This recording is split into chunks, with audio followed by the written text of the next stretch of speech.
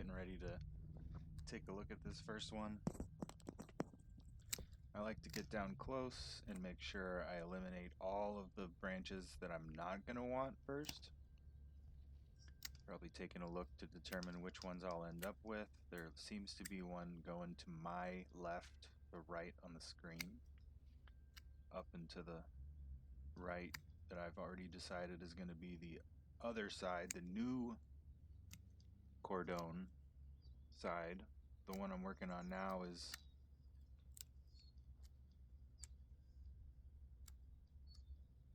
a fresh cane from last year. I'm getting rid of everything that was holding it to all the old tendrils and lateral shoots. Here I'm choosing length, matching it to the one next to it.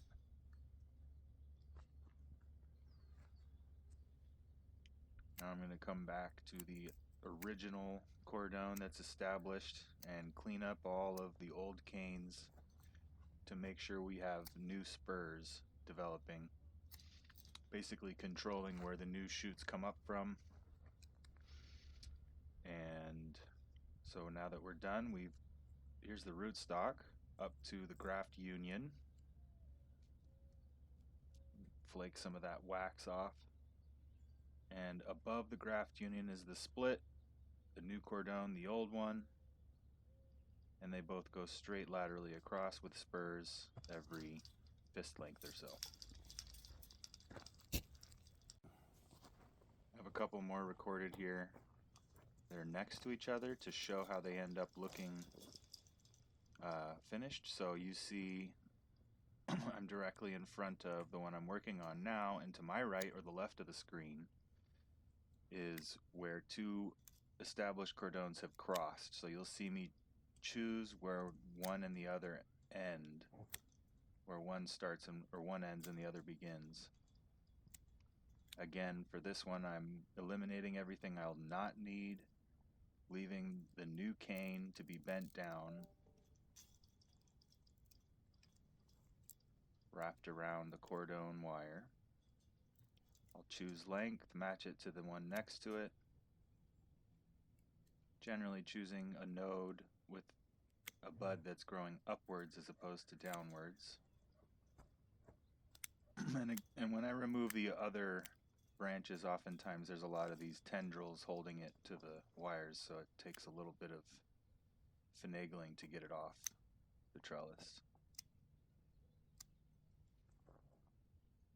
This year I decided to mow the old canes to reincorporate back into. So here I'm negotiating this crisscross, taking a look at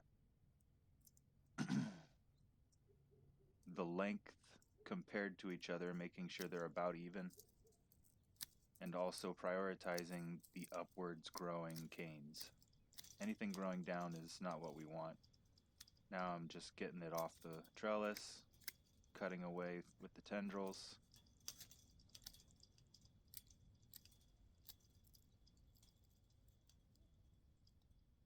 That's the next one, but I gotta get it out of the way. Just making sure it's not something I don't want to keep, or making sure it isn't something I want to keep so that it's okay to cut it. So I've determined that that one is done, and now I'll move over to the one directly adjacent. I left the towel for reference. You can see that it is the same one next to it. Just moved over the camera a slight bit. Now I'm working on the established cordon. These two cordons next to each other happen to have been pointed in towards each other, which is why they crisscrossed. Now it looks like I'm identifying the last cane to be bent, the new cordon, freeing it from the trellis and the tendrils, weaving it through where I want it. In the springtime, right before bud break, the canes are very flexible, so this is the best time to do this. Otherwise, you might risk breaking and causing an open wound for infection.